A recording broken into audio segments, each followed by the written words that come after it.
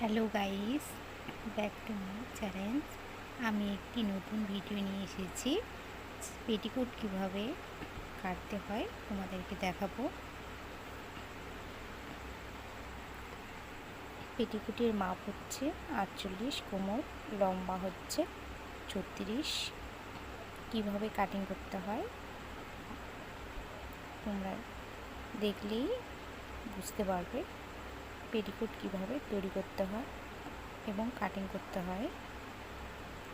2 metre কাপড় দিয়ে খুব সুন্দর পেটিকোট তৈরি করা যায়।